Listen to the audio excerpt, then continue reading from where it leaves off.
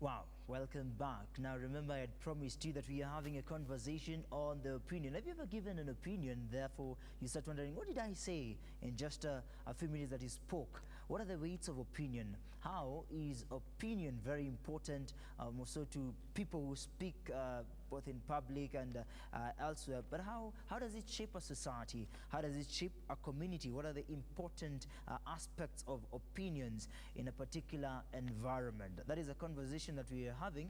And remember, it's on The View on depths of opinion, both the popular and the unpopular. And as we speak now, we are giving opinions just to make sure that you have a captivating morning, even as we drift this morning. It is 25th of May 2024, and this conversation kick starts now. My name is Moses Okech. I am joined in by, please introduce yourself. Good morning. My name is Anne Kitelesi. I'm a sustainability consultant and also an author of the Unpopular Opinion. Nice to have you right here. It's really a pleasure to have you. Thank you All right. so much. Please introduce yourself, sir. Thank you, Okech. This is Generally. That's my popular name. I'm Generally. I'm a student at the Cooperative University of Kenya, and I'm serving as the current Speaker of the Congress House, and I'm also a member of the Young African Leaders and Aspirants, that is YALA. I sit as a member of YALA Secretariat. Yeah, and I'm also a youth lead. I'm so much into issues concerning youths, and yeah, that's all. Wow, very packaged lines right here with our guest, the popular and then popular opinion introduction, of course, to what is generally opinion. But before we get to that, I really love this coincidence that you guys are wearing yellow. What's the thing? And unfortunately, I'm not from the, it's believed that in our country the yellow color represents a particular party. It's very obvious. But to the contrary, I'm in the other party. I'm a member of ODM by default. So looks matters a lot. At times we put everything aside to just make sure we at least look presentable. Wow. Thank you. Indeed, presentable. What is your take on the same? Perhaps for her she resembles. Perhaps she's a low list of the party. So I don't know. Perhaps for her case, she's an agent of the UK. But I know you're happy about the same. What my colleague will want to insinuate. For me, it's about happiness. Nice. And yellow is a happy color. Nice. So today outside you're still waiting for the sun. Why not be the sun? Yes. So that's why I'm in yellow, to brighten up the day. Indeed. Yes. How is your week coming along? Of course, as you mentioned, brightness in a day. Yeah, I think it all starts with how you wake up every morning, how you wanna end the day, and when you put up a happy face, positive mindset, I think it prepares you to conquer the day. And each day is a building block to our future. So if I wake up and I feel happy and I share the happiness with everyone else, at the end of the day, I share that brightness, and also I build onto a stable block so that tomorrow can be better. That's Wonderful. why I always want to be happy. Indeed. Yeah. Very happy. Of course, let's start the conversation with Salvini. You, of course, as mentioned, as a kiongozi and as chairman, a youth leader, when you view the entire design of opinion and as a leader, what comes to your mind when you talk about opinion before your people and, of course, from you as well? When you're talking of opinion, this is something that aims of essence when it comes to us as citizens. It is your mandate to give your opinion in an open, with an open mind. And so the basic logical understanding of opinion is this something that the way you view something, you will give your opinion on the way you view something. It will either be popular or unpopular. Now, when you're talking of the unpopular opinion, it is now these are beliefs that that they contradict the convenient, the status quo, the general belief of a nation or a people. But we have the other side of the opinion. Where we have the popular, where these are generally beliefs that are supported or that are believed to be of benefit by the community. So for me, when it comes to opinion, I am always very consistent when it comes to giving out my opinions, and being in a position of leadership, it means I'm one of the outstanding people when it comes to giving out my opinions. And we are in a nation that it's so sad to say so, that if we publicly or if we openly give out opinions, you'll find, I don't know the best term that you use, but youth call it kufinywa. You'll find yourself being frustrated, you'll find yourself being intimidated by those political leaders simply because you're giving out your opinion. We are student leaders, we are leaders in different capacities. When we are talking of opinions, we are allowed, and it's open, it's something that we are allowed to you know, discuss in every way possible. The other day when we are currently discussing the finance bill, I am allowed to give my opinion on the bill as well. And I say I'll openly reject it with my reasons validly given, and I'll support them as well. So as my opinion, my opinion is simply to reject the bill, and that is my opinion, and I have reasons as to why I want the bill to be rejected. All right, sounds nice. And of course, you are just measuring your conversation on a speech opinion, of course, verbal opinion. But I want us, Kitty Lacey, to just elaborate for us. Of course, you're an author, and in the process, of course, of writing, there is an opinion that is in written form. What is your take on opinion as well? Okay, so well, when you look at the human society, it is usually shaped by the perceptions and opinions that we hold, and most of the time these opinions are the ones that actually determine how we are going to progress, how we're going to develop, or even under development. And it is through these opinions that we need to ensure that whatever perceptions I have, whatever opinions I have, the opinions that hold ground, the opinions that can really help us to become a better society, not just going with the status quo, because there is usually a tendency of the masses falling into certain opinions that are not really progressive, and it requires somebody who has courage, who is strong enough to come out and speak it out, because with that you tend now to get a trajectory that really helps the entire society to see what are they doing that is not right or it is right, how can we amplify what is right, and what is not right, how can we change it, replace it with opinions that can lead to a better culture in our society.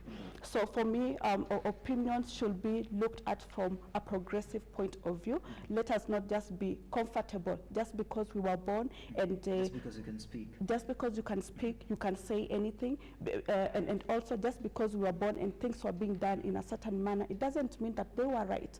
It has been proven over and over. We human beings, we have that tendency of creating monsters out of solutions. Right now we could be thinking of a solution, but we don't know that we might be creating a monster in the future. So that is why we need people with different varied opinions to come up and speak, and always to ensure that we're not going through the status quo. We need to change, we need to have a mind shift, in what we think and what we say. You know, when you're talking about not just speaking, and it's not just a matter of come blab words and then leave. So when is it the position, or at what points do we understand that this is a moment that I need to give an opinion? Oh, perfect. Thank you for that question. I think it is very, very important for somebody, first of all, to do an assessment to see what is going on in the society. It is very important to be aware of what is going on. Then once you are aware, also look at your own moral conscience or moral compass. Is it right? Is it wrong? Then if it is right, how do you encourage people to continue doing that?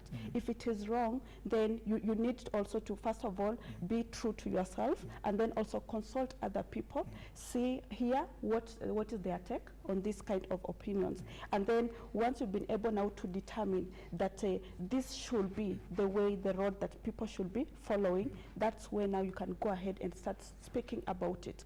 And also, as he had just mentioned, at times you find that you might be speaking the right thing, but because the general perception in the society is on the contrary, you find that you might be targeted in a negative way, and that can come to affect you. So also the approach in which you use for you to be able now to share your opinions, I think it really matters a lot. But the good thing is do research, do proper research so that you're able to back up the opinions that you are passing you're across. giving. Exactly. Right, of course. It's a heavy conversation. That's why I don't want to leave it around these matters so much.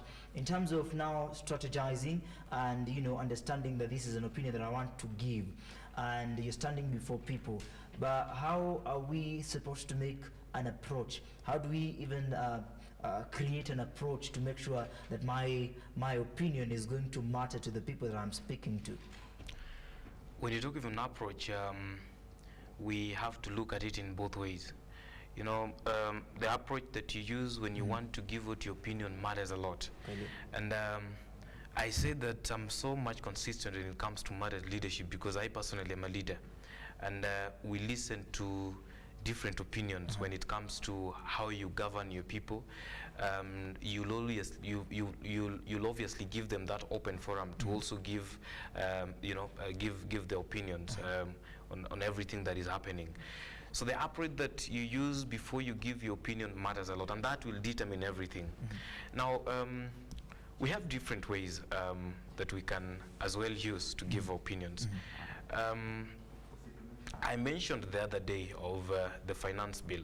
Right now, it's in the it's in the public. We're having the public participation of the finance bill. You know, some people are not. There are people who are not who cannot be in a position to go to parliament and give their views, but there are the representatives there, the members of parliament, who will always give their opinion on behalf of the citizens, you see. So when we use the leaders to speak on our behalf, which to the contrary again does not happen, because those guys are there. They are there to satisfy their needs, forgetting the common mwananchi who took them to those offices. So the approach that we use to give our opinions to the public, the approach that we use to give our opinions when it comes to issues, leadership, governance, be it education or whichever theme that it is, matters a lot. We have approaches that we can use. We have law enforcement agencies that we can approach when we want to give opinions. Right. We can as well go to the streets and give opinions. But are they working? Are the agencies working? The agencies are not working. Because we're now getting to the voice of a common man, sauti ya mwananchi, where we tend to understand that a Kenyan must speak Now- so that we now- have, because the agencies are not working. Now, when you see the agencies are not working, that is now a common wananchi that will now take the authority in their hands and go to the streets and start shouting and yelling unnecessarily, because they are seeing the representatives, the members of parliament, the leaders that they elected are not representing them. The agencies are not doing their work. So what's left? It's for them to go to the streets.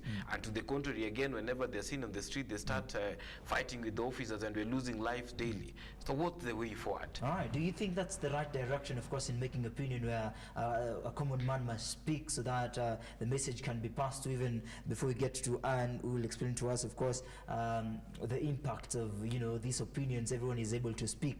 Do you think this is the right structure and the right area to go to as far as sauti ya mwananchi is concerned? They have proven to us that that is the best way possible. Because for me as a student leader, the government will only listen to us that we don't have a hell being scrapped, not unless we go to the streets. Us shouting in offices, they will not listen to that.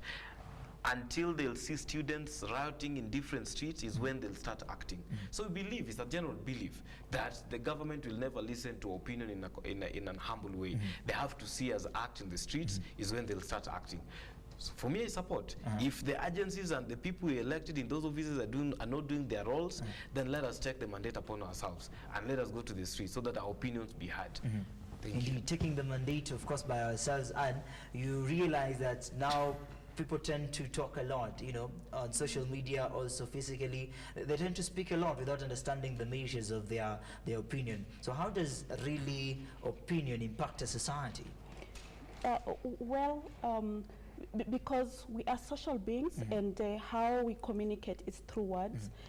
It's always important to allow people to self-express themselves, and actually that is a right, a human right, for you to be able to express, as long as you do not infringe my rights or the rights of the other person. Yep. So as we are at that, it is very, very critical for us to allow people to to use different forums for them to be able to express. If somebody feels going to the street is what is going to help them to be able to push their agenda, well and good, let them be allowed to go to the streets. As long as they are doing that, they don't infringe on the rights of other people, they don't destroy property, and they don't, probably they don't cause chaos.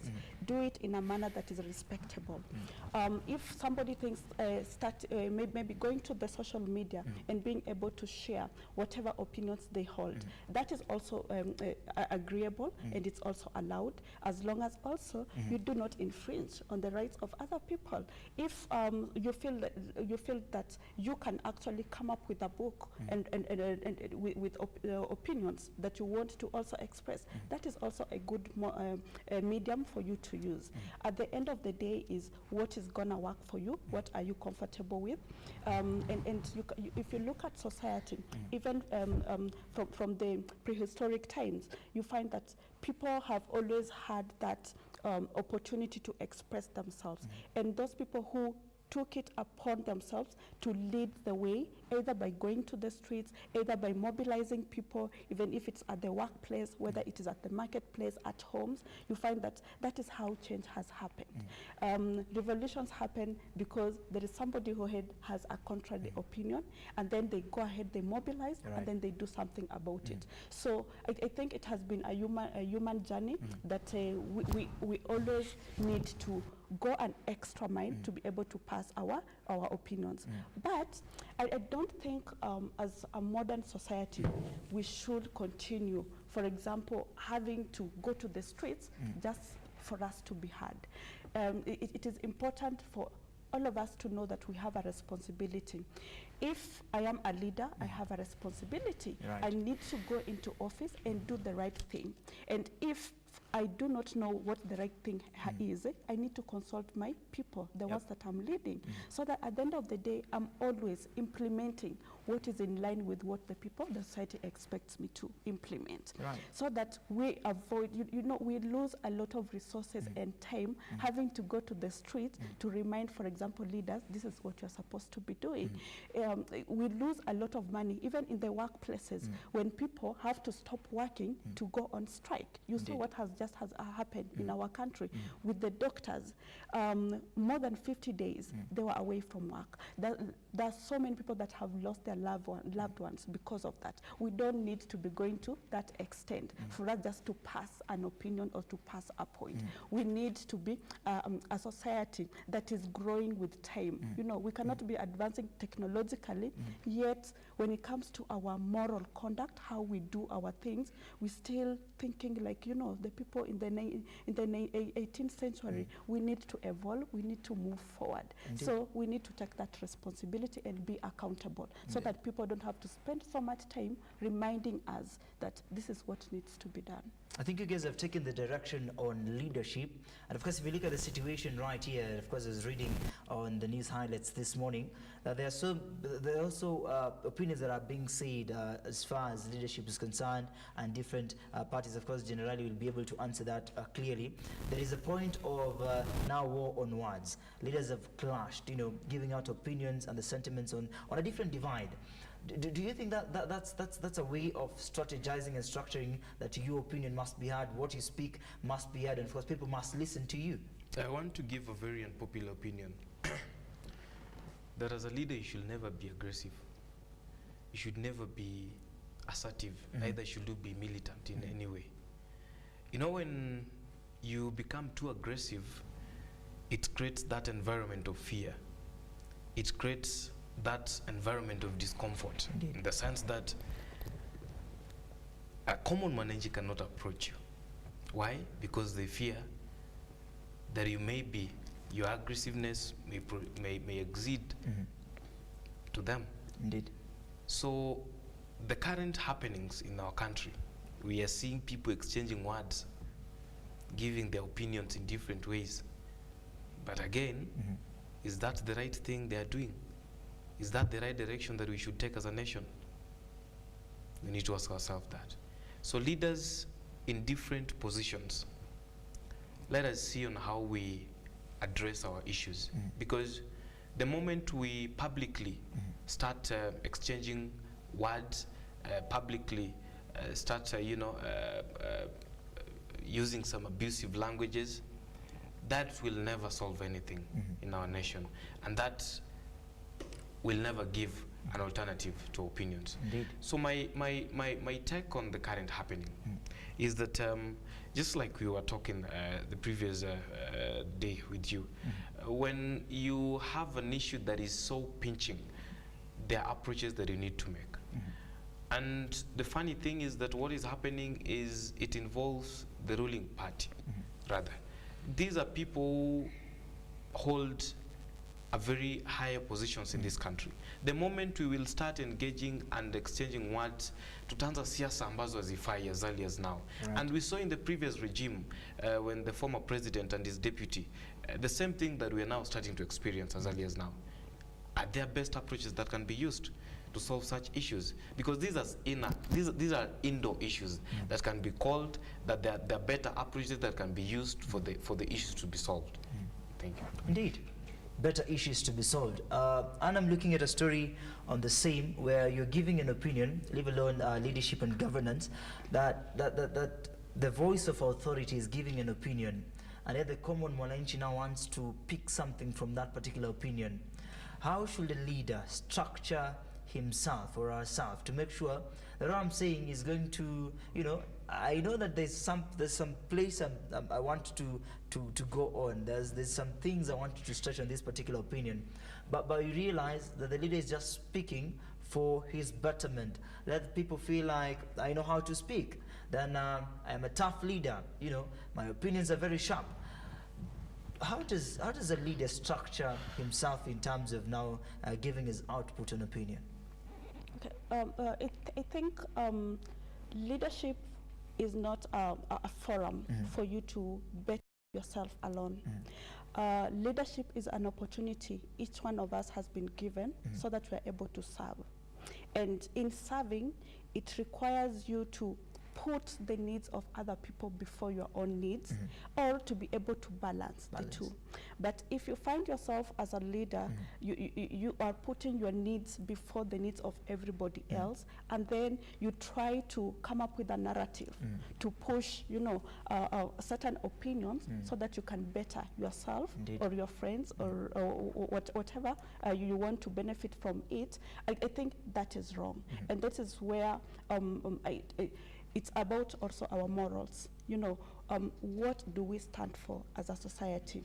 And it all starts with who I am, where I come from, what are my values. So I need to have the correct values for me to move to a point whereby I know how to drive a certain narrative, I know how to come up with opinions. And when I'm coming up with an opinion, it's not just about me and how I'm going to benefit from it. We need to move past the level of me, myself, and mine. Right. Because humanity, it's much more enjoyable and joyful when all of us are actually benefiting from all the resources that God has bestowed upon us. So let a leader, first of all, interrogate what are their inner motives.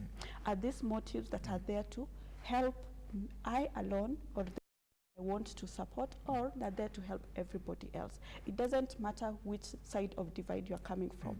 As long as you are a leader, you need to put the needs of each and everyone at the same level. Indeed. So that you are able to drive opinions or ideas that are going to benefit each one of us. Wow. At the end of the day, if all of us can benefit, then we carry a lot of it will carry a lot of weight, and it becomes sustainable than if we only benefit a few people in society. And that is where I can actually draw an unpopular opinion. Life is more enjoyable when all of us are doing better. Right. Even if you just look at your family, if everybody in the family is doing well, okay, everybody is happy.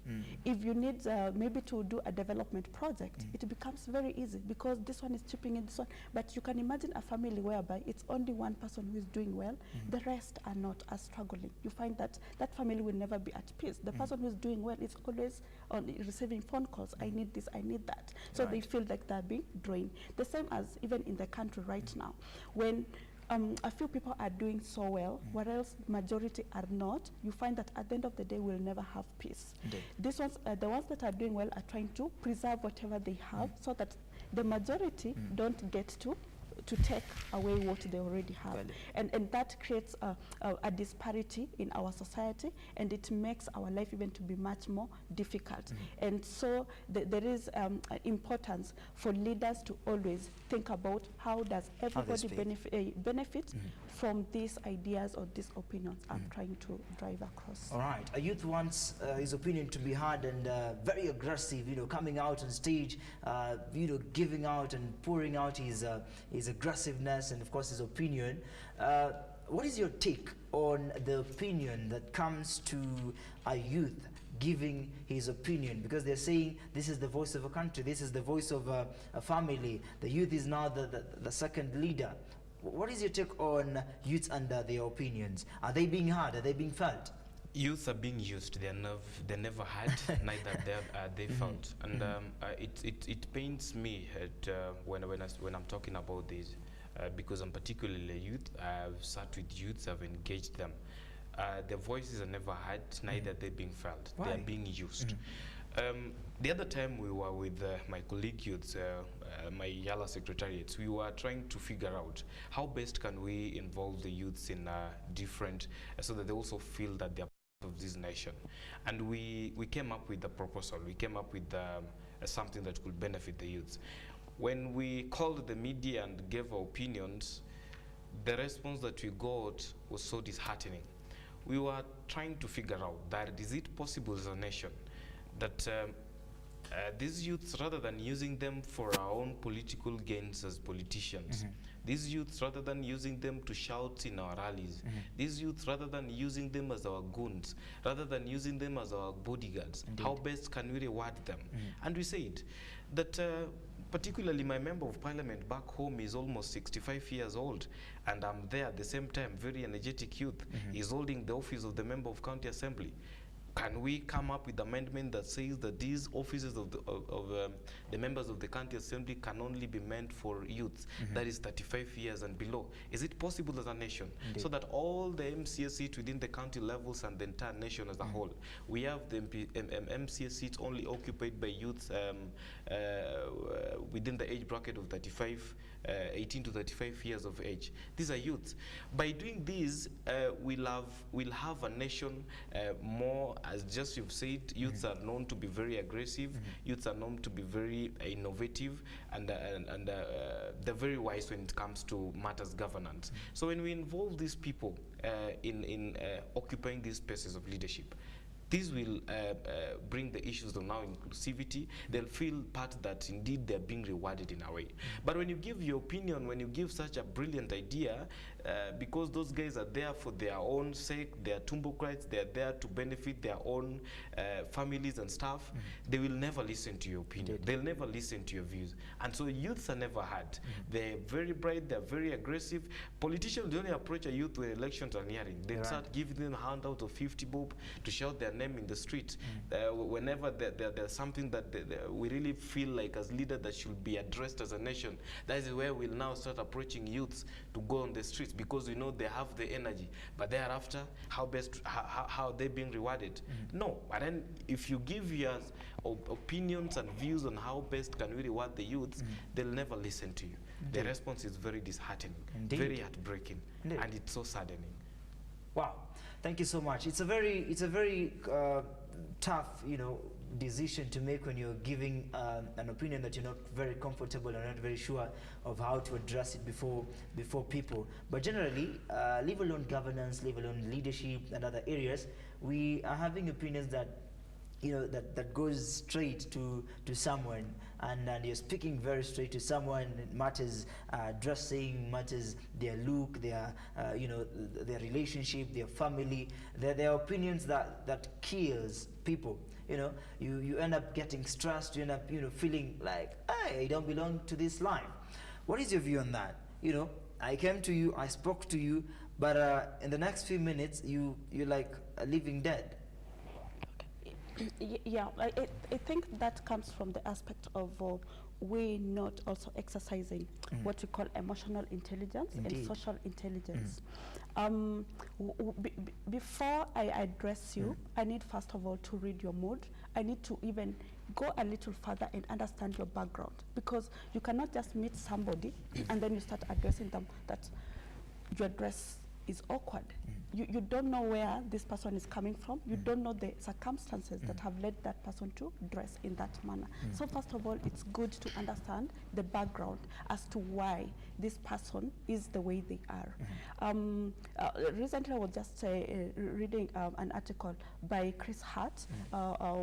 He always publishes some articles, and he was talking about, for example, if you are in a society, in a community, in the workplace, you just don't walk to, let's say, your colleague and you ask, are you married? You don't do that. You need to create an environment that can now lead you to ask such a question, or even them themselves. Even the relationship itself. Exactly, just revealing it to you, even without having to ask. And you can always have those leading cues that can prompt somebody to even give you information without having to ask it directly.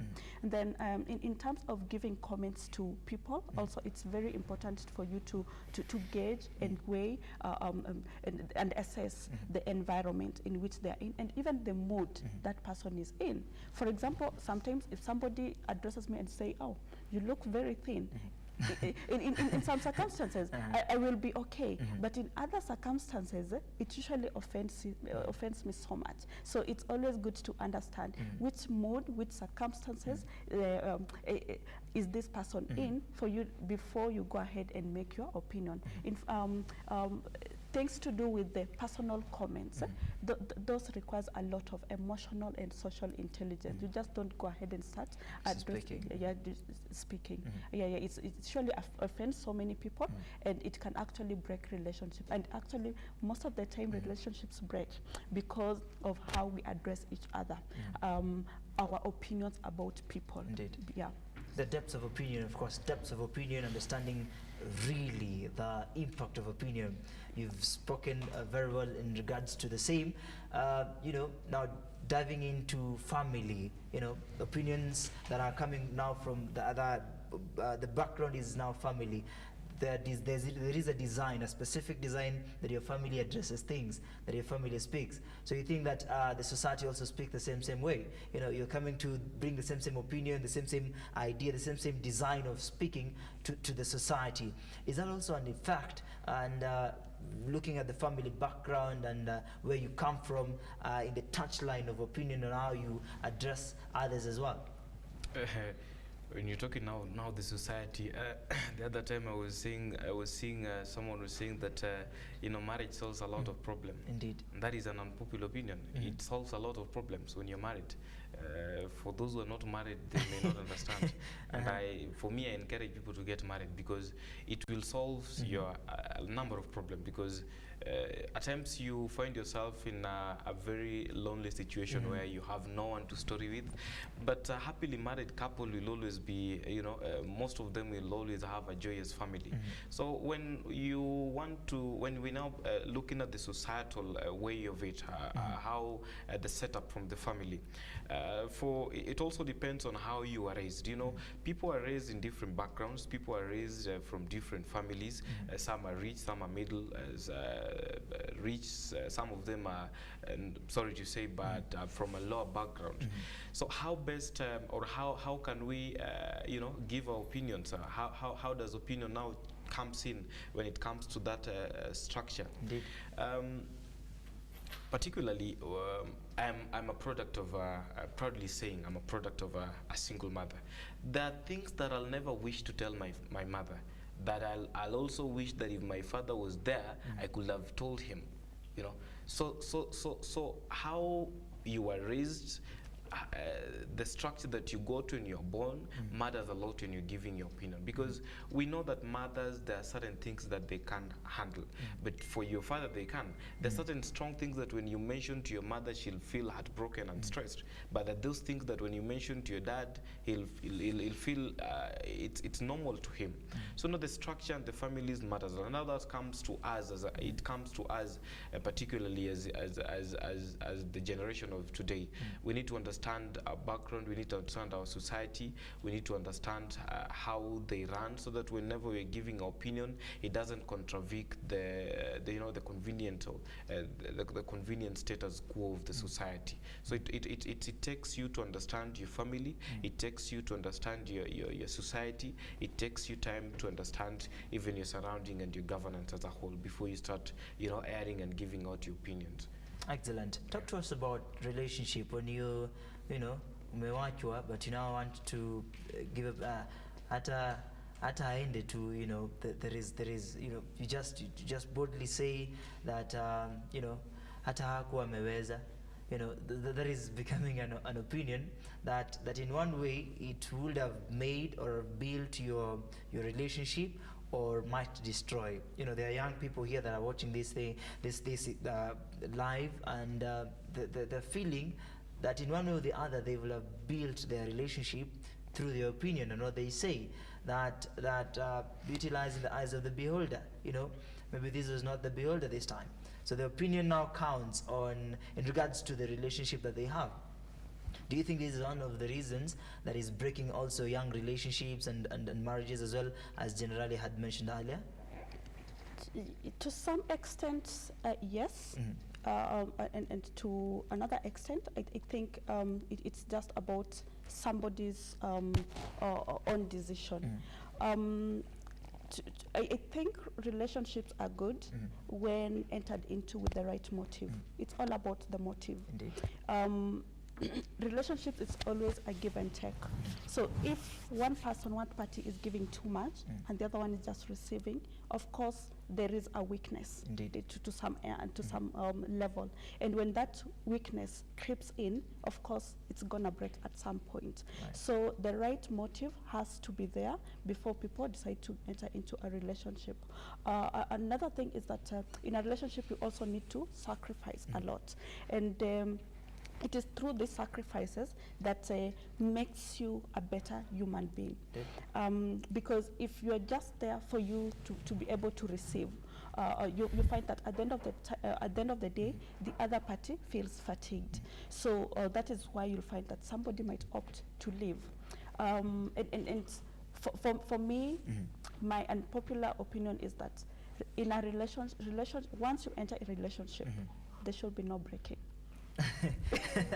So when she's talking on that, I'm saying that and it's very obvious to everybody. We've heard of news. We've seen with our eyes. We've heard stories. We've read. We've heard of the news of couples of young ages. You're seeing that CG or so and so was stabbed to death simply because they had an argument or something like that. When you want to insist that you don't break up, however how much it is not working, then it's like you're forcing things, and then this results to this murder and committing suicide in young people engaging themselves in relationship. Yeah. So if it's not working out, you better walk out. There's no need to force out things. If you see it's not working out, respectfully walk out. Na ukishaachwa pia ufanye nini? Uachike. Mambo na kusema mara sijui hakuwa ameweza, that is now you're not speaking in pain, You just exit the relationship. Someone you've been with for quite some time. You've struggled with them together. And then all of a sudden, because of a simple argument and you guys are now, you've parted your ways, you now want to expose their weaknesses and their strengths. Indeed. You now want to make it known to the public that this guy was, he was not smart enough, he was not good in so and so. I don't want to mention the specific place he was good in, So if it's never working out, I'll advisely when a sober mind, you just peacefully walk out of. Annie's saying that there's no breakup. What's your argument? Let it come, May. There's no breakup. If it's not working, you just walk out. This is the foundation on which I'm basing my argument on, is that you know, the mistake we do is that we are so superficial. Indeed. I want to get in a relationship, I'm into it. No, if I take my time to know myself, to understand myself, then I go out there and look for somebody who we share the same values. And you know, the foundation in a relationship is having shared values. You know, those, for example, saying that I will never steal or be corrupt for me to, if I want to be rich. But I will work hard for me to achieve the material things that I want to achieve. If I get somebody who also has the same values, then these other things we can always compromise. Why people actually fight is because I said the motive. If you enter a relationship with the wrong motive, it will never last. If you enter there and you are very selfish, it will never last. But if you enter there, you have the right motive, you're willing to sacrifice, you have the same values, then you'll find that the small things that people fight about and then they break up, those things you will have a way of how to address them. You'll have a way on how to complement each other, and you'll come out of that. So you'll never even move to that point where you're thinking about breaking up or even stabbing or killing one another. There is a design that we're speaking on workplace when it comes now to collaboration and you know, getting to understand how should I approach my workmate, the voice that I use, the tone that I use.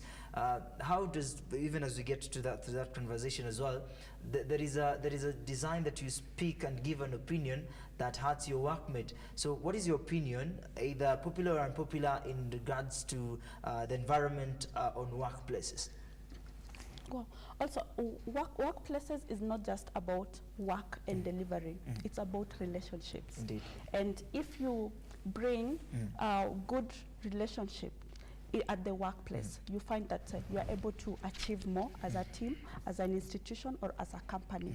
So it calls for each one of us to treat each other as human. The most important thing is for us to know we are all human. Humans, we have emotions, we have our highs and lows, we have our own feelings, so we need to ensure that we are addressing an individual, a workmate, a colleague as a human being, and then we need to be human while at it. It's not just about a matter of giving orders, commanding people to do things. It's about the approach. How do you command people then? It's not a matter of commanding people. You don't command people. There is a way you can lead people silently, but you find that people are following you. And the best way for you to actually lead people is by example. Because people, most of the time we speak, but people don't, they listen, but they don't follow what we talk about. Indeed. They always follow what we do. So as if you want the respect and collaboration from your colleagues, also show initiative, show you're somebody who is dependable, show that you are somebody who respects you know, your other colleagues. So that at the end of the day, when you even have an opinion, when you finally express the opinion, you express it in a manner that helps the team to actually buy into that opinion. Indeed. But if you're always commanding, you know, when it's time for you to collaborate, you're not there, you're not supporting your team members, then it becomes very difficult for your colleagues to come on board and support your ideas. An opinion is given to a workmate from maybe the boss or the supervisor that you didn't feel good, you know. Kama huwezi kazi, go home, you know.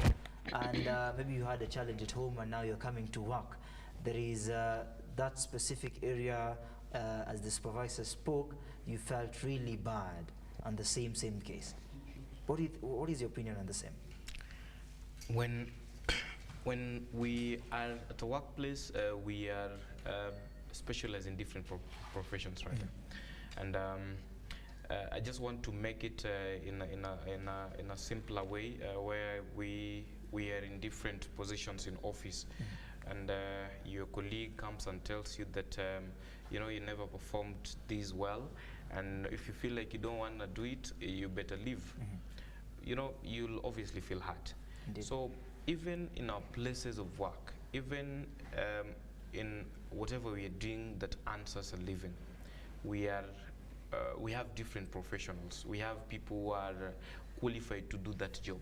So the moment you go to somebody and mention such a thing to them, it will probably not be something good on their side. And so workmates, or rather people who are working in a company or in an organization, in a corporate organization, we should also see on how best can we give opinions to our managers, to our supervisors, and even to our colleague, employees, so that nobody feel diminished.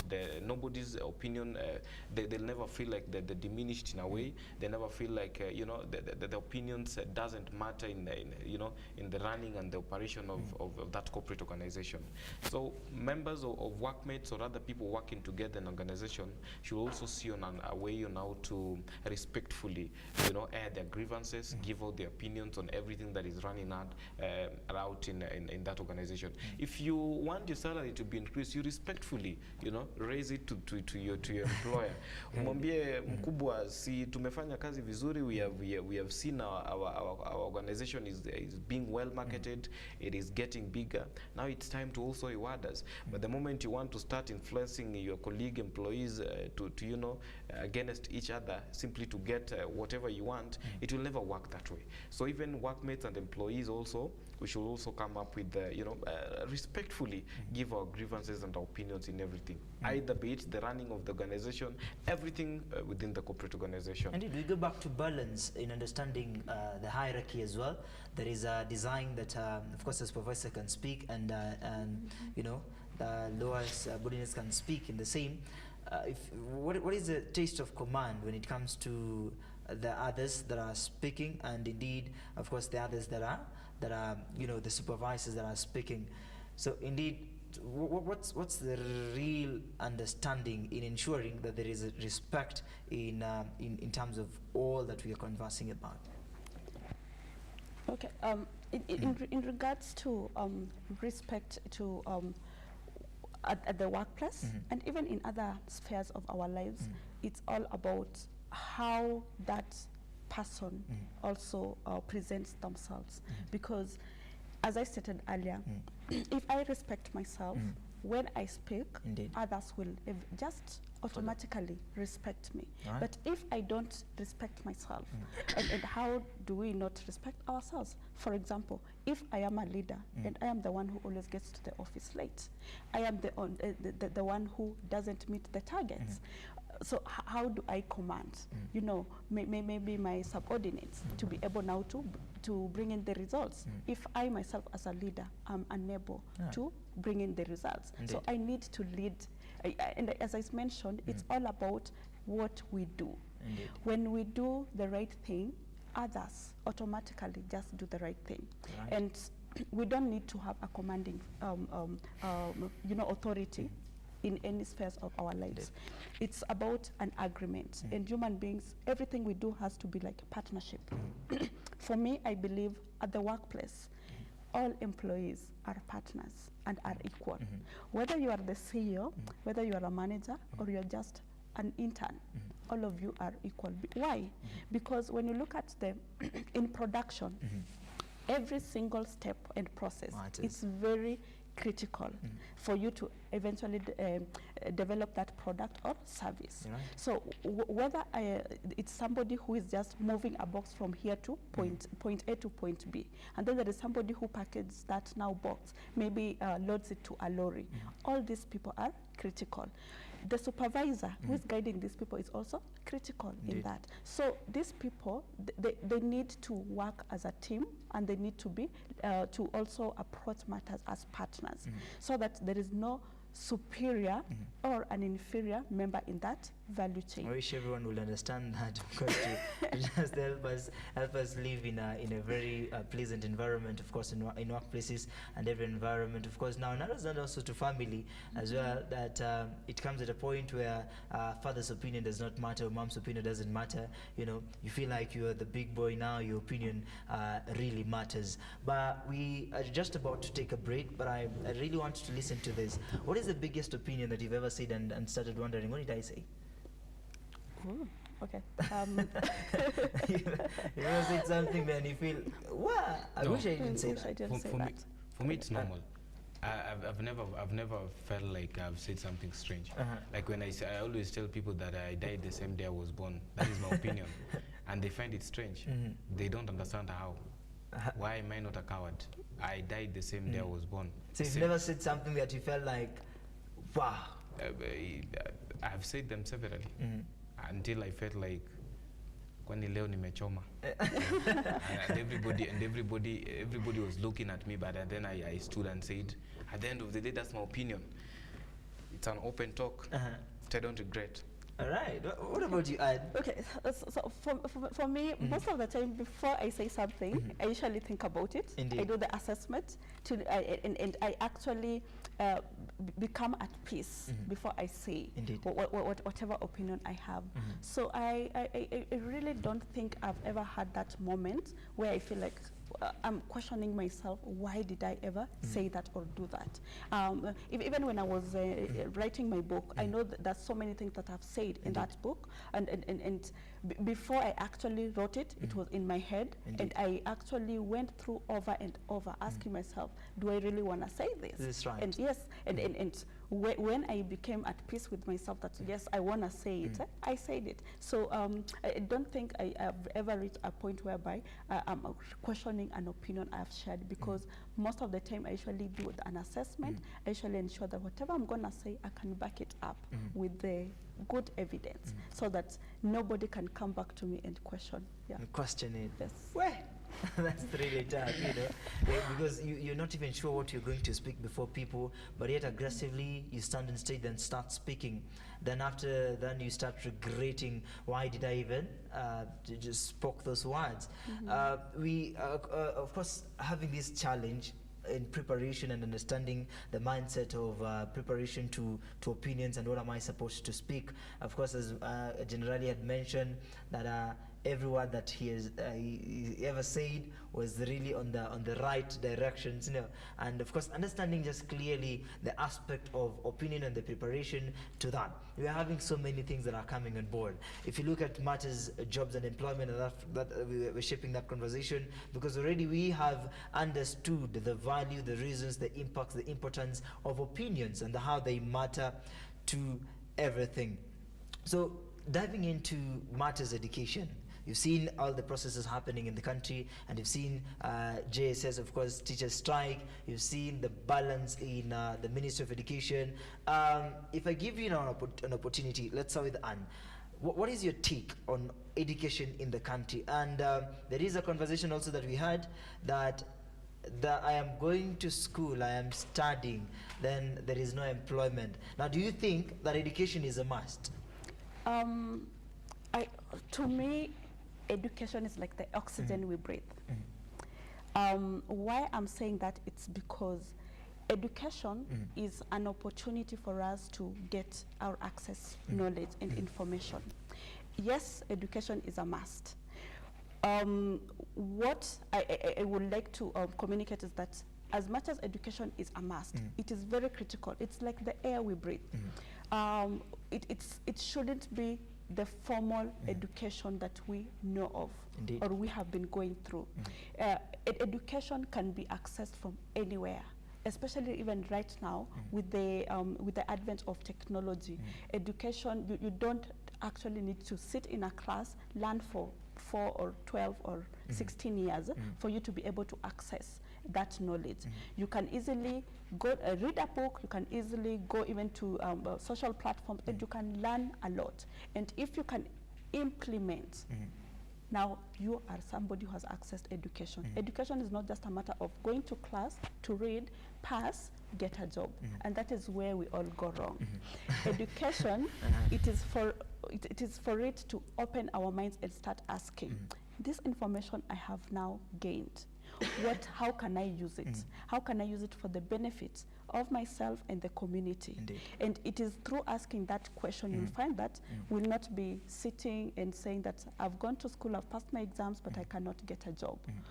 That is wrong. Anybody who has gone to school, has passed exam, should not be walking around saying that I don't have a job. Wow. The question should be, this information I have, All right. how do I convert it into Opportunity. into opportunity? Exactly. And if we start asking that question, you find that not many people will be jobless, because there's thousands of problems in the world that require solving.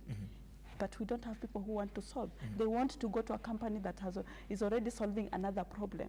Why do you want to do that? What else? We have 1,000 other opportunities out here that are very, very green.